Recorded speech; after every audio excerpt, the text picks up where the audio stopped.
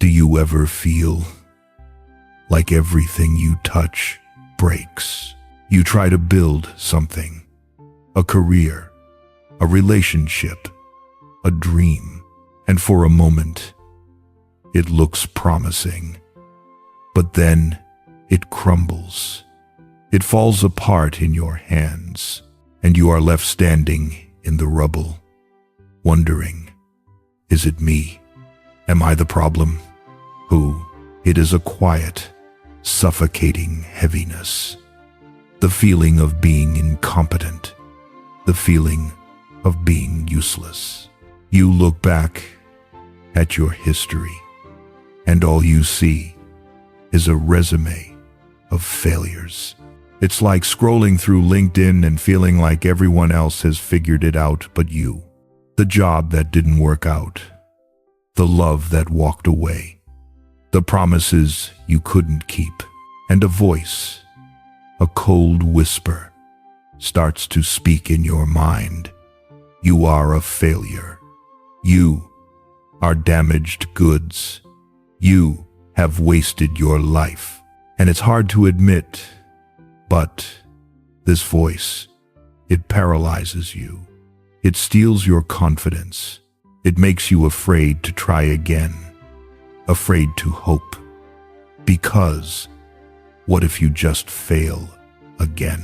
If this is where you are today, I want you to know you are walking on holy ground. You are in good company. This is the desert of Moses. Think of him. We know him as the great leader, the hero.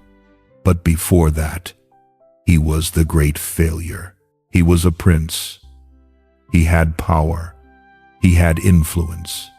He had a destiny, and he tried to step into it. He tried to save his people by his own hand, by his own strength, and it was a disaster. He killed a man. He was rejected by his own people. He was hunted by the Egyptians. He lost everything. He ran. He ran into the desert, and he stayed there not for a week, not for a year, but for 40 years. 40 years of silence, 40 years of hiding, 40 years of believing. I am disqualified. I am a has-been. I am useless. He went from a prince in a palace to a shepherd in the wilderness, a job that was despised, a life that felt small and wasted. He carried the weight of his past, the weight of his mistake, the weight of his shame. And you know, perhaps you are carrying that same weight, the yoke of failure, the yoke of not good enough. It is heavy. It digs into your shoulders. It keeps your head bowed low. It keeps your eyes on the ground. But listen. Listen to the voice that cuts through the desert wind. Listen to the invitation of Jesus. In Matthew chapter 11, he speaks to the failures. Come to me, all you who are weary and burdened, and I will give you rest. He does not say, come to me when you have succeeded. He does not say, come to me when your resume is impressive. He does not say, come to me when you have fixed your mistakes. He says, come, you who are burdened by your past, burdened by your shame, burdened by the fear that you are useless. And then he offers the exchange, the divine trade. He says, take my yoke upon you. You are wearing the yoke of performance, that pressure to constantly prove your worth, the yoke that says you must succeed to be loved. You must be perfect to be worthy. That yoke is crushing you. It is unbearable. Jesus says, "Take it off, lay it down in the sand, and take my yoke." His yoke is easy, his burden is light. Why? Because his yoke is grace. His yoke says, "You are loved not because of what you do, but because of who you are." You are loved even in the desert. You are loved even with empty hands. You are loved even when you feel most useless. This is the first step out of the desert. Not to try harder, not to prove yourself, but to come. To come with your broken pieces, to come with your failed dreams, to come with your shame, and to let him hold them. Moses thought his story was over. He thought his failure was the final word. But God was just getting ready to write a new chapter. But it starts here.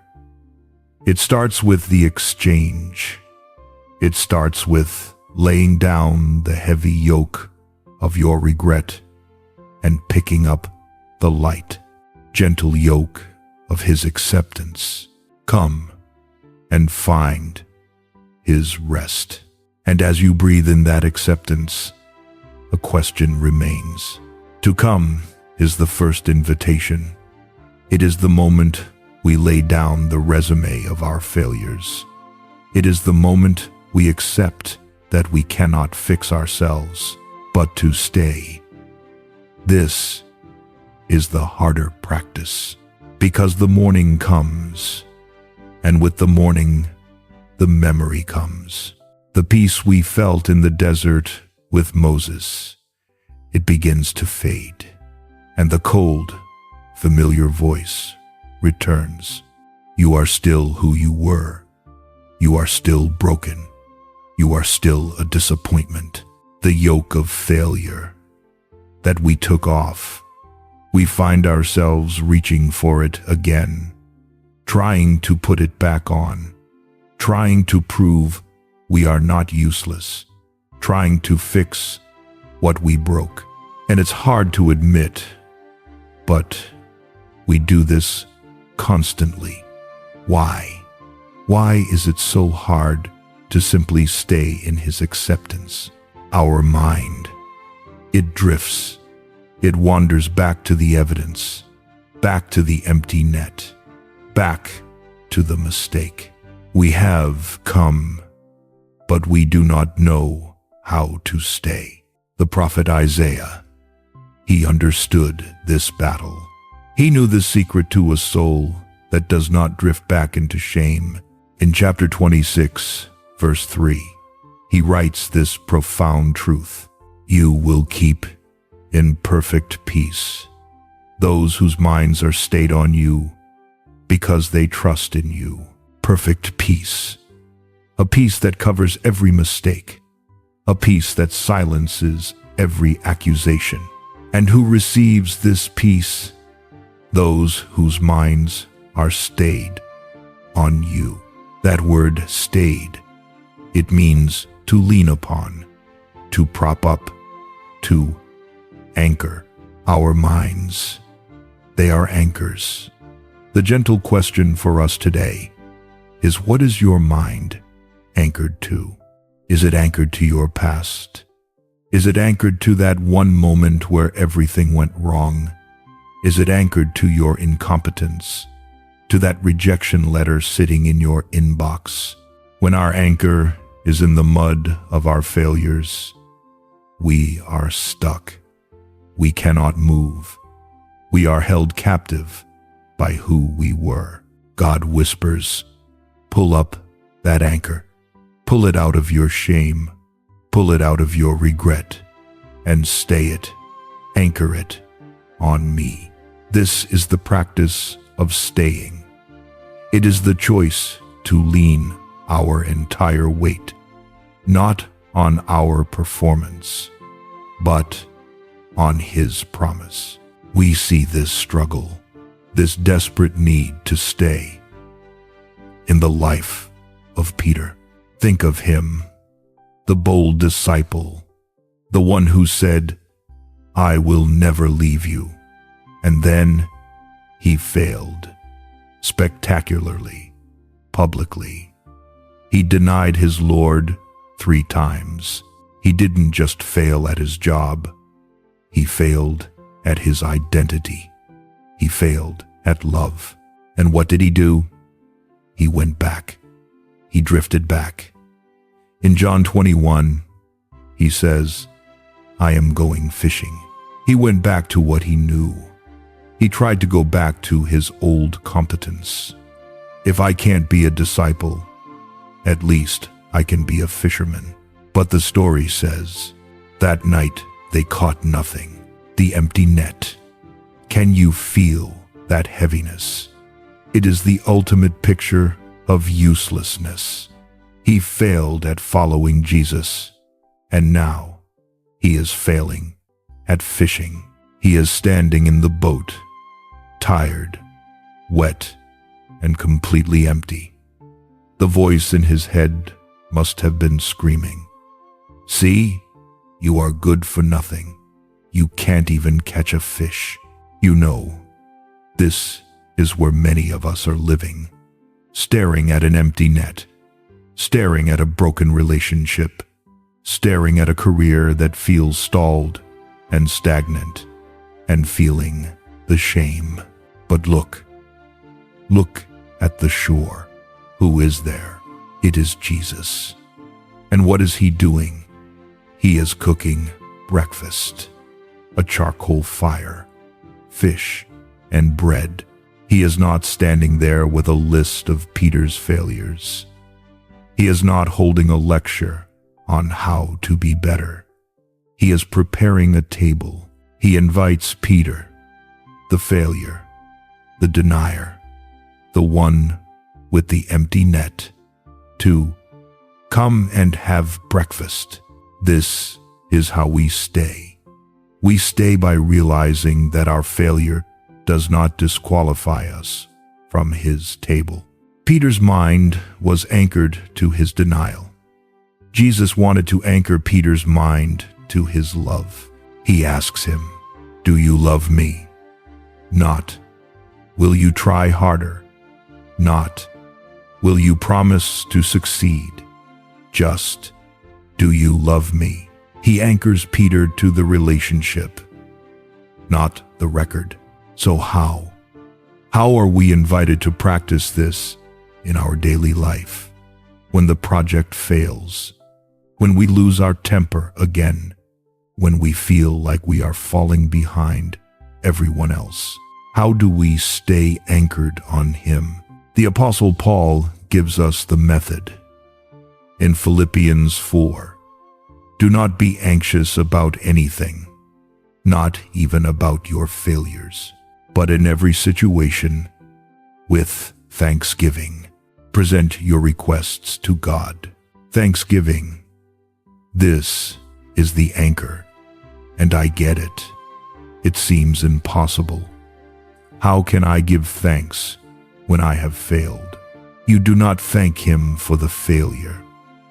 You thank him that the failure is not the end.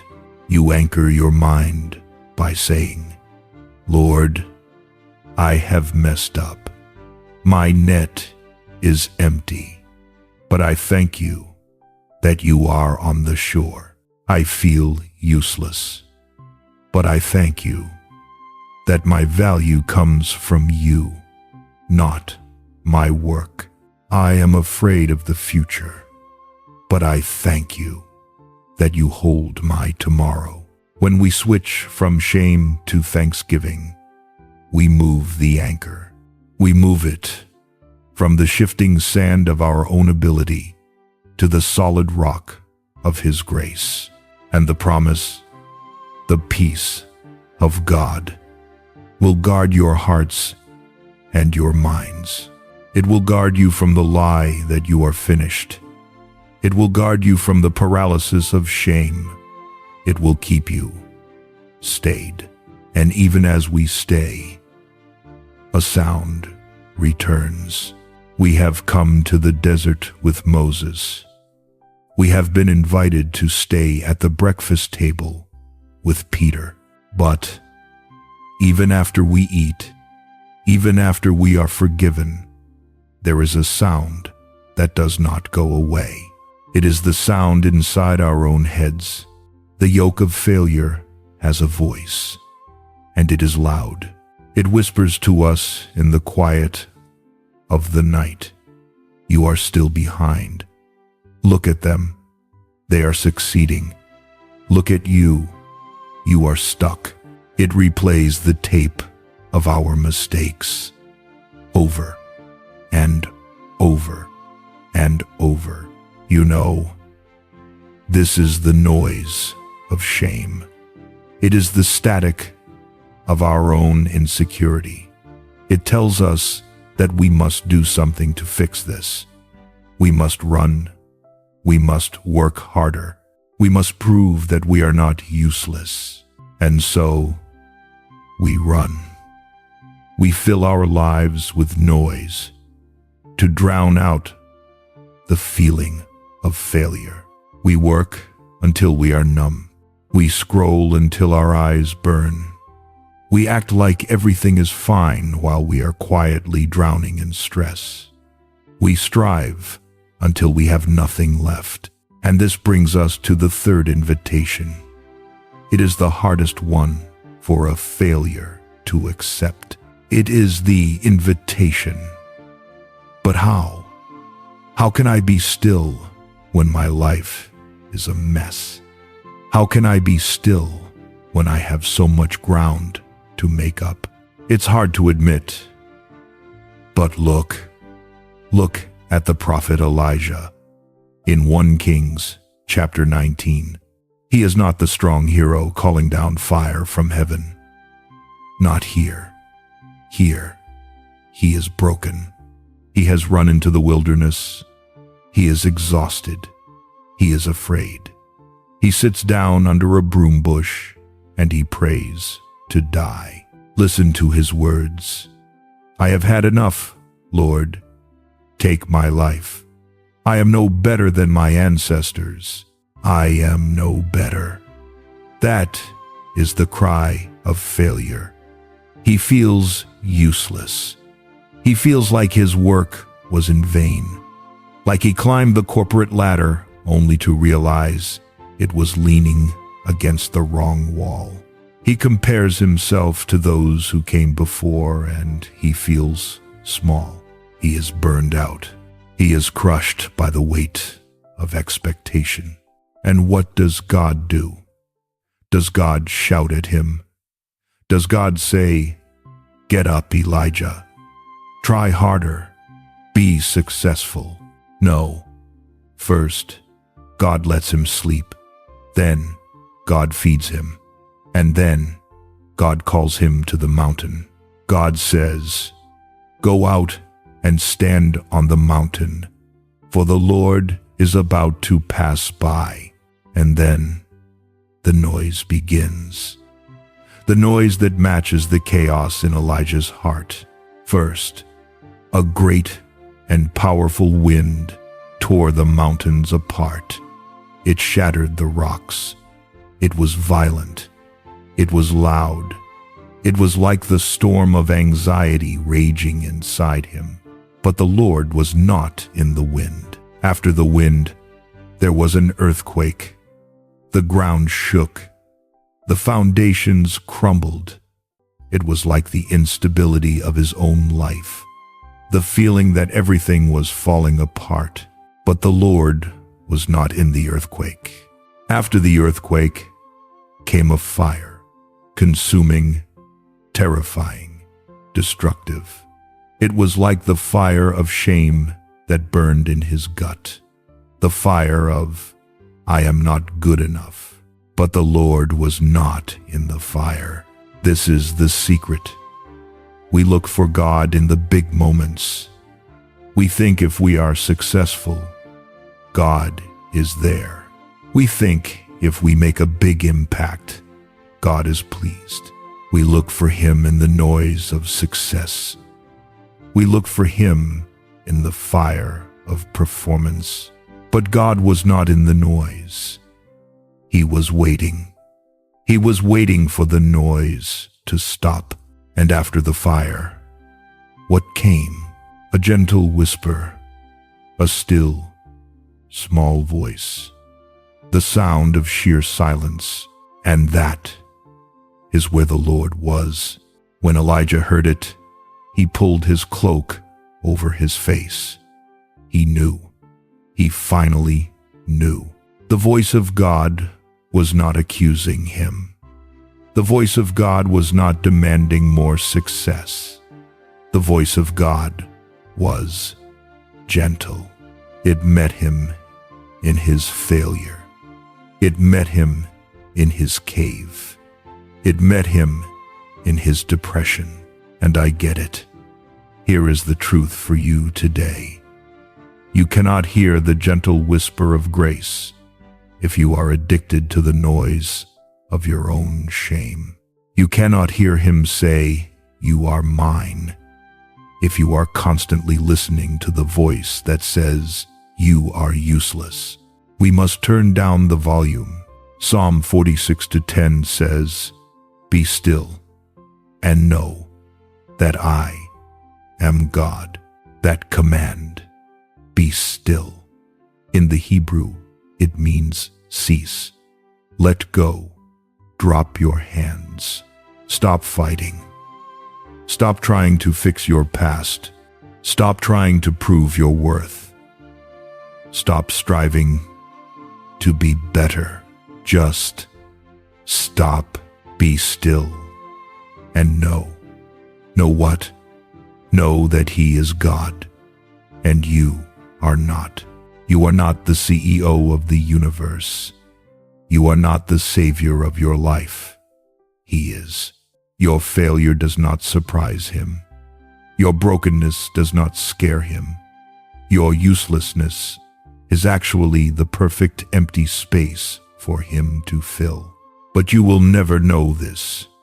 You will never feel this until you stop running, until you stop the noise. The invitation is to find your own cave, not to hide, but to listen, to find a solitary place, to turn off the phone, to close the laptop, to silence the notifications of the world that says, do more. And in that silence, to wait not for an earthquake, not for a breakthrough, but for a whisper. The whisper that says, I am here, I am enough, and because you are mine, you are enough too. The silence is not empty. The silence is where the healing begins. We have walked a long road together. We have come to the desert with Moses. We have laid down the heavy yoke of our past. We have stayed at the fire with Peter. We have anchored our minds on His grace, not our mistakes. We have learned to be still with Elijah. We have silenced the loud voice of shame. But there is one final invitation. It is the secret that heals the deepest part of a failure. You know, even after we find peace, a question remains. It haunts us in the morning. Okay, God, I am forgiven. I am loved. But am I still useless? We look at our lives. We look at the lost years, the broken dreams, the empty nets, and we feel a panic. I need to fix this. I need to produce something. I need to prove that I am worth keeping. It's hard to admit, but we start to strive again. Not out of sin, but out of desperation.